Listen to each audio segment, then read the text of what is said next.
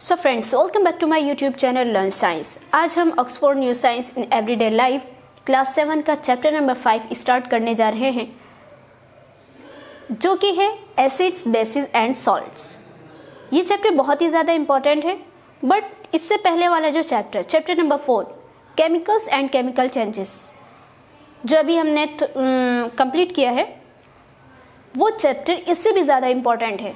Okay friends, तो मैं आपको रिकमेंड करूँगी कि वो चैप्टर, आप इस चैप्टर को पढ़ने से पहले वो चैप्टर ज़रूर पढ़ लें।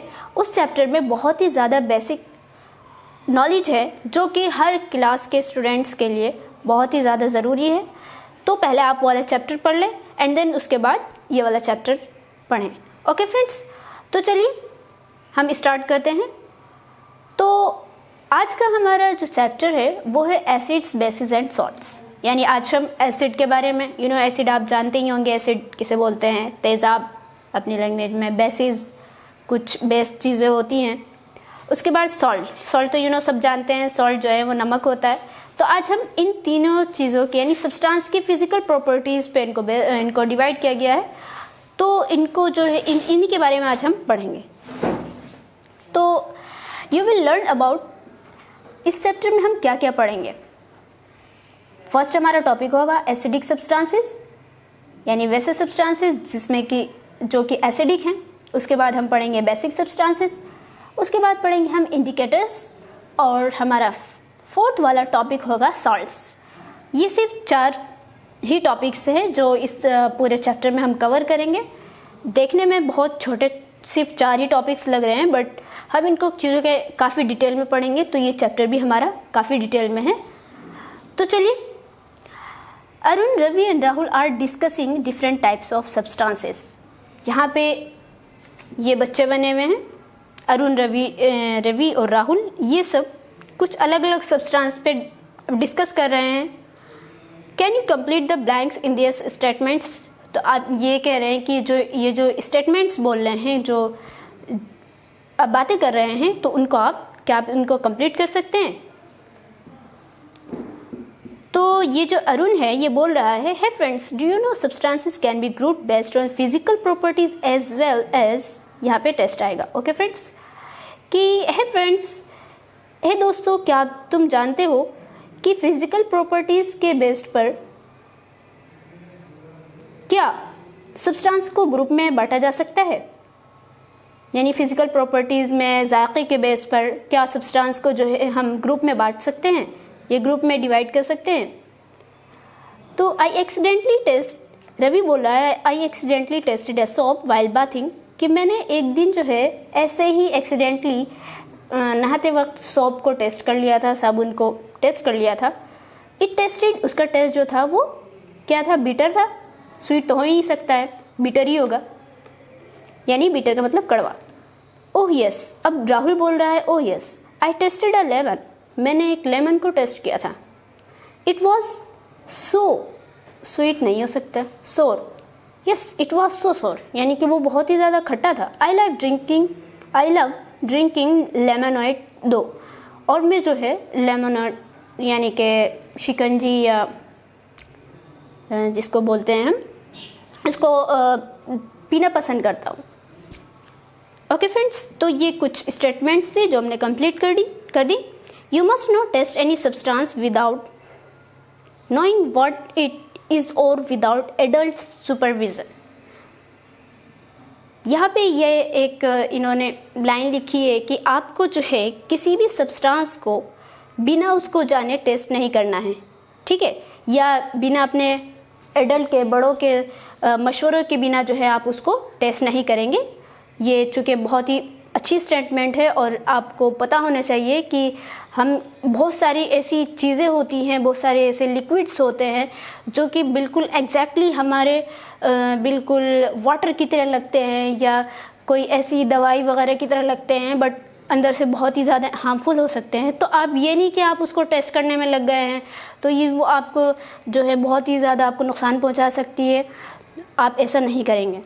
So why are some substances sour and other bitter to test others?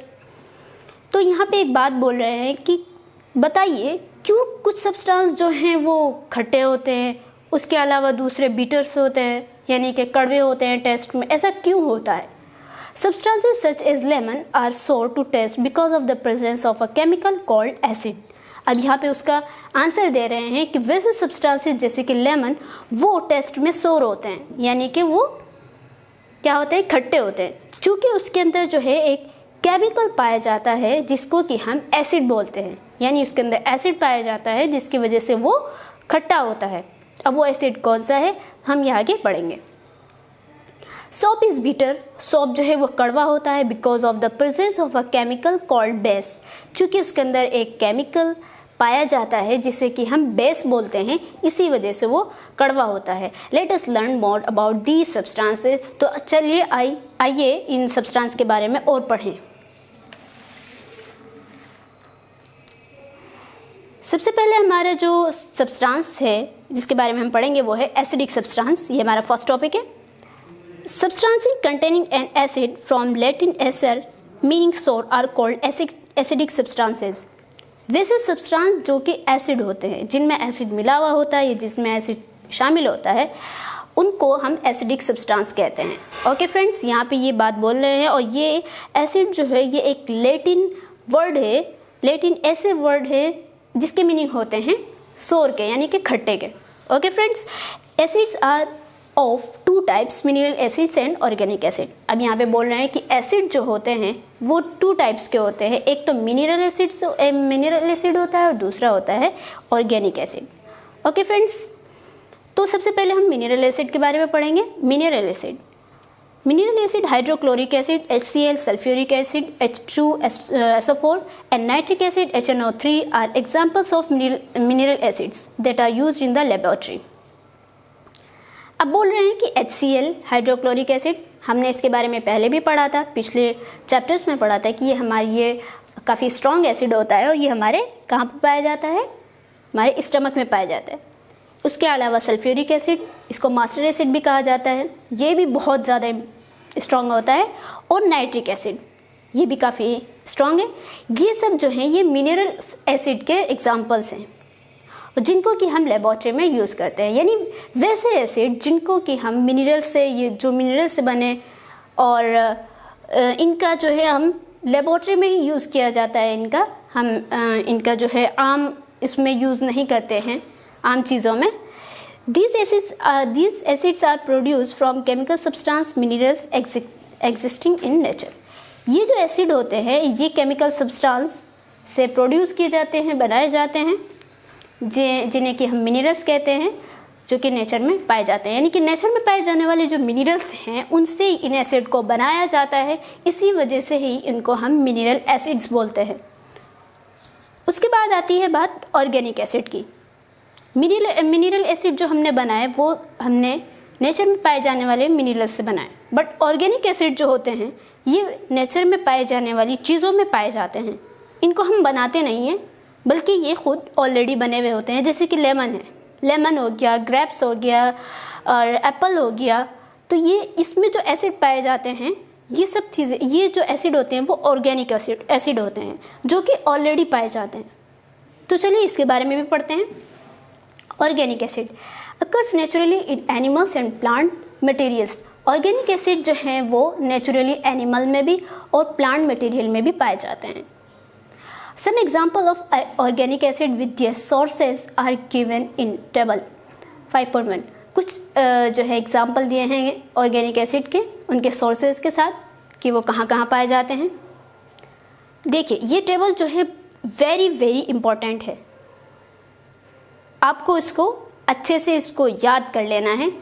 Organic acid, tartaric acid, ये हमारे कहाँ पाया जाता है, ग्रेप्स में। जो अंगूर हम खाते हैं तो उस अंगूर में हम कभी कभी महसूस के बल्कि जब हम टेस्ट करते हैं तो हमें अंगूर खट्टे लगते हैं, तो वो खट्टे क्यों लग रहे हैं, क्योंकि उसमें जो है क्योंकि उसमें टार्टेरिक एसिड पाया जाता है। Acetic acid, vinegar, acetic acid vinegar में पाया जाता है। आप सभी जानते हैं कि विनेगर जो सिरका होता है ये भी काफ़ी ज़्यादा एसिडिक होता है।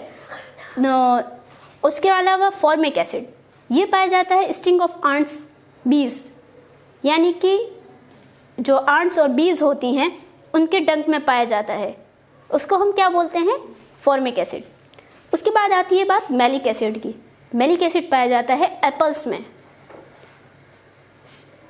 सिट्रिक एसिड ये पाया जाता है लेमन्स और ऑरेंज में।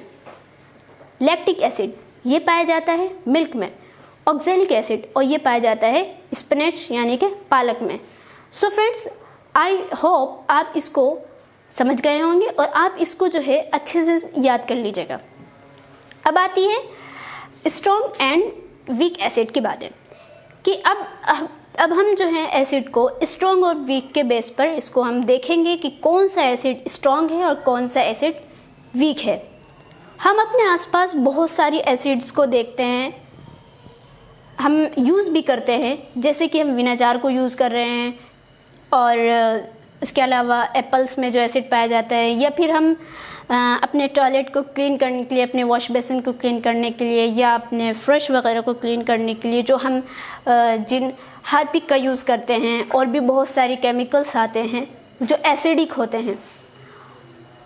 तो वो जो केमिकल्स होते हैं, हम जो उनको यूज़ करते हैं, तो वो केमिकल क्या स्ट्रॉन्ग होते हैं और क्या वो केमिकल वीक होते हैं कि वो हमें ज़्यादा हार्मफुल ना करें, तो इसी के बारे में ही हम पढ़ेंगे। Okay friends, acidic can be strong और वीक। यहाँ पे बोल रहे हैं कि एसिड जो होते हैं, एसिड वो स्ट्रॉन्ग भी हो सकते हैं और वीक भी हो सकते हैं। A strong acid is highly corrosive and can cause severe burns. एक स्ट्रॉन्ग एसिड जो होता है वो हाईली कोरोसिव होता है, यानी कि बहुत ही ज़्यादा जलाने वाला होता है, और वो जो है बहुत ही शदीद तरीके से जला सकता है किसी भी चीज़ को। All strong acid are mineral acids. सभी स्ट्रॉन्ग एसिड जो होते हैं वो मिनरल एसिड होते हैं, यानी कि वो मिनरल से बनाए हुए होते हैं। ऑर्गेनिक एसिड जो होते हैं वो चूँकि खुद ही नेचुरल में पाए जाते हैं और काफ़ी वीक भी होते हैं, बट जो स्ट्रॉन्ग एसिड जो होते हैं वो अक्सर जो मिनरल से जो बनाए हुए एसिड्स होते हैं वही स्ट्रॉन्ग एसिड होते हैं। These acids are highly reactive towards metal and for that reason cannot be stored in metal containers. ये एसिड जो होते हैं वो हाईली रिएक्टिव होते हैं, मेटल से हाईली रिएक्टिव होते हैं, यानी अगर हमने उनको किसी मेटल पे डाला, किसी लोहे पे डाला या कोई भी मेटल ले लीजिए आप, तो उनके साथ वो बहुत जल्दी रिएक्ट कर जाएंगे। रिएक्ट करने का क्या मतलब है? रिएक्ट करने का मतलब ये है कि उन मेटल को वो गला देंगे या उन मेटल पे वो कोई रंग छोड़ देंगे, मतलब उनको हटाने के बाद जो है उन पे कोई उस एसिड का रंग आ जाएगा, या ये कि वो वहाँ से उसकी ऊपर की उसकी लेयर को ख़राब कर देंगे। तो ये मतलब उसने गोया उससे रिएक्ट कर लिया। एंड फॉर दैट रीज़न, और इसी वजह से हम जो है can not be stored in metal containers. इसी वजह से हम एसिड जो होते हैं उनको मेटल के कंटेनर में नहीं रखते हैं। क्यों नहीं रखते हैं? क्योंकि वो मेटल से रिएक्ट कर जाएंगे। अगर हमने उनको मेटल के कंटेनर में रख दिया तो वो उसमें मेटल के कंटेनर से रिएक्ट कर जाएंगे, और उसके बाद जो है वो ऐसा होगा कि मेटल के भी जो एलिमेंट्स होंगे, जो एटम्स होंगे, वो दोनों में मिक्स हो जाएंगे, और एक टाइम ऐसा आएगा कि आपके पास जो है प्योर एसिड भी नहीं होगा अगर आपको कोई काम करना हो, या फिर ये कि एक टाइम ऐसा आएगा कि आपका कंटेनर ही ख़त्म हो जाएगा, आपका एसिड बाहर निकल जाएगा, कंटेनर में आपके सुराख हो जाएंगे। तो बहुत सारी चीज़ें हो सकती है।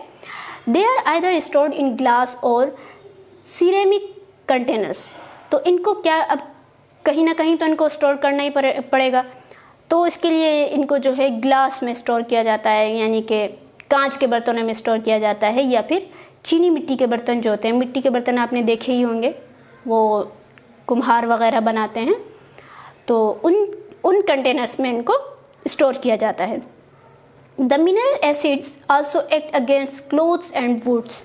जाहिर सी बात है, मिनरल एसिड जब मेटल से रिएक्ट कर जा रहा है वो, तो वो क्लॉथ और जो कपड़े और जो लकड़ियां हैं, ये तो बिल्कुल बहुत ही सॉफ्ट चीज़ें हैं मेटल के मुकाबले में, तो ये इनसे और ज़्यादा रिएक्ट, यानी कि ये इनके अगेंस्ट रिएक्ट करता है, इनसे अगेंस्ट इनके एक्ट करता है। यानी कि अगर आपने क्लॉथ पे, किसी कपड़े पे या वुड पे इन मिनरल एसिड को अगर आपने डाल दिया, तो वो कपड़े फट भी सकते हैं, जल सकते हैं, लकड़ी वहाँ से ख़राब हो सकती है, जल जाएगी वहाँ से, और भी बहुत कुछ हो सकता है। Hydrochloric acid, sulphuric acid and nitric acid are example of strong acids. ये बहुत ही इंपॉर्टेंट लाइन है, इसको आप ध्यान में रखिएगा। हाइड्रोक्लोरिक एसिड जो कि हमारे स्टमक में पाया जाता है, ये बहुत ही ज़्यादा स्ट्रॉन्ग होता है। ओके फ्रेंड्स, ये भी ध्यान में रखिएगा कि हमारे स्टमक में पाया जाने वाला हाइड्रोक्लोरिक एसिड HCl बहुत ही स्ट्रॉन्ग होता है। इसके अलावा सल्फ्यूरिक एसिड और नाइट्रिक एसिड ये जो है स्ट्रॉन्ग एसिड के एग्जाम्पल्स हैं। अब आते हैं वीक एसिड की बात। Weak acid on the other hand are not as destructive as strong acid. Weak acid जो होते हैं ये स्ट्रॉन्ग एसिड की तरह बर्बाद करने वाले या कह देते हैं तबाहकुन नहीं होते हैं, यानी कि उनकी तरह इतने ज़्यादा हार्मफुल नहीं होते हैं, ये वीक होते हैं। Weak acids are mostly organic acid, और वीक एसिड जो होते हैं वो मोस्टली ऑर्गेनिक एसिड है। और स्ट्रॉन्ग एसिड कौन से थे? मिनरल एसिड थे, लेकिन ये ऑर्गेनिक एसिड होते हैं, यानी कि नेचुरल में ऑलरेडी पाए जाते हैं, जानवरों में भी पाए जाते हैं, प्लांट में भी पाए जाते हैं, कुछ फ्रूट्स में भी पाए जाते हैं।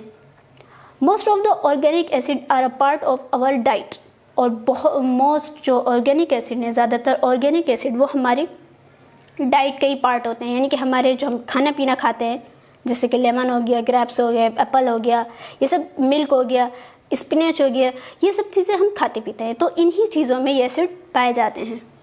ठीक है। Acetic acid which is use to make vinegar, acetic acid जो कि विनेगर को बनाने के लिए यूज़ किया जाता है, is an example of weak acid. ये जो है एक वीक एसिड का एग्जाम्पल है।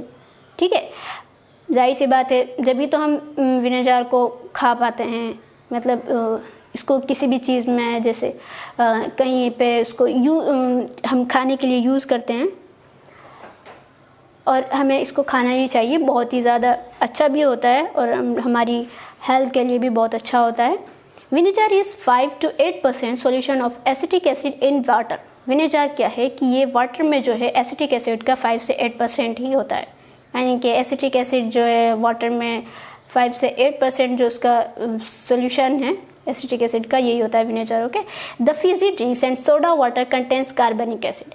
और फिजी ड्रिंक्स जो होती हैं, जैसे कि फिजी ड्रिंक्स आप जानते ही होंगे, वो जो ड्रिंक्स होती हैं जिनको हम जैसे लेमोनेड हो गए, है ना, यानी ये शिकंजी जिसको बोलते हैं, लेमू पानी, ये ड्रिंक्स जो होती है, और सोडा वाटर हम सर्दियों में पीते हैं, ये गर्मियों में पीते हैं, गर्मियों में पीते हैं, तो ये सब जो है ये कार्बनिक एसिड होते हैं। Okay friends, which gives them a pleasant taste, जो कि हमें एक प्लीजेंट टेस्ट देते हैं, बहुत अच्छा सा टेस्ट देते हैं हमें। हमारा कभी मन करता है कि हम कोई अच्छी सी चीज़ पिएं, या कभी ऐसा मन करता है कि हम बाहर जाएं तो बहुत ही अच्छा सा मौसम हो रहा है, तो हम ऐसे टाइम पे हम फिजी ड्रिंक्स पीते हैं या सोडा वाटर पीते हैं।